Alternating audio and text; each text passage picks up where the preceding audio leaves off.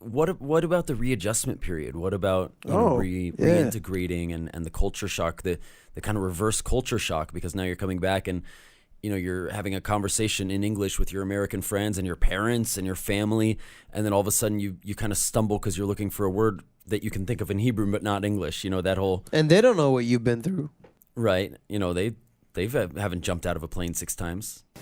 I mean, you guys pretty much just got everything like right on nail on the head, but I think that's because you guys have probably similar perspectives. When I got back, it was really difficult. First of all, I had a tough time in the Army. I came back, and readjusting just in general took a while, just in terms of like getting used to talking in English. And I had been out of the Army for a while, but the complete shift from Israel to the States was a little bit jarring, especially because of the fact that, first of all, whenever anybody found out that I was in the Army, like half of the people would instinctively just need to know if I killed anybody. That was like one of the first questions. It continues to be. People do actually ask that question? Oh yeah, like very blatant and open. They think they're being cutesy, or that maybe they know you so well so they can say things like that. That happens quite a bit. A lot of soldiers from anywhere, that people just want to know. Maybe they're just interested. I don't really know, but it's kind of rude. Just so they should know, you often don't. It's very rare. People here, on average, go to 2 wars during the 25 years of, you got the 3 years and the 22 years of reserve duty. You go into 2 wars. I've thought about this a lot. Like, probably you'll go into 2 wars, right?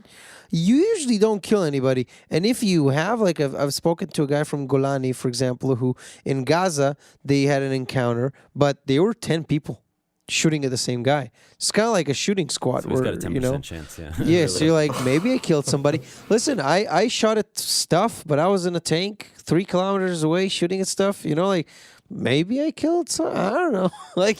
I mean, yeah, so that's, a lot of people would ask that. Also, a lot of my friends, even when I was in Israel, in the Army, or immediately after, and calling home or Skyping, you're on a completely different wavelength. Different things matter to you, so you have less in common and there's less overlap. So when I want to talk about the Army, they have no idea what to ask. They have no idea and that's of nobody's fault. It's just a disparity between, my reality and their reality at the time. So a lot of my friends from school, they want to talk about school and they want to talk about their friends.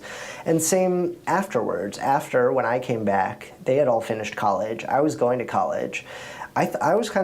I was pretty self-conscious about that. I was a little bit almost embarrassed, even though there's nothing to be embarrassed about. But at the same time, it's like, oh, I'm the young one now talking about school, and these kids are all grown up, and some of them are investment bankers and blah, blah, blah. So, right.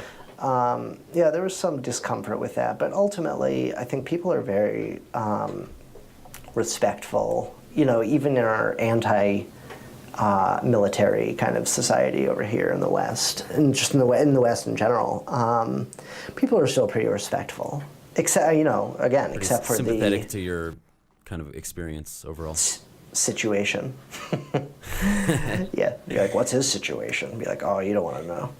Now, ultimately, did you find yourself being able to reestablish that connection with your old friends, or did you find yourself more kind of making new friends?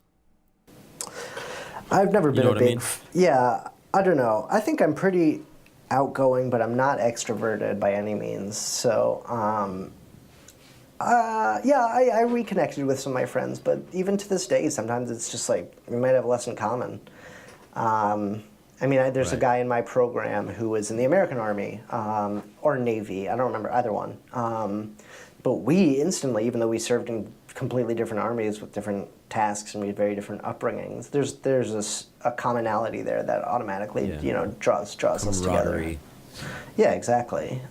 Where that's lacking with somebody else. I mean, I think that soldiers and veterans can be a little bit bitter sometimes. I have this too, where it's like, ugh, these fucking assholes asking me if I killed someone, or asking me dumb questions, everything, or like, they have an image of what I'm like, or what soldiers are like, or what military is like, and that's probably the most. It's just putting up with other people's, projections or formed opinions and stuff like that.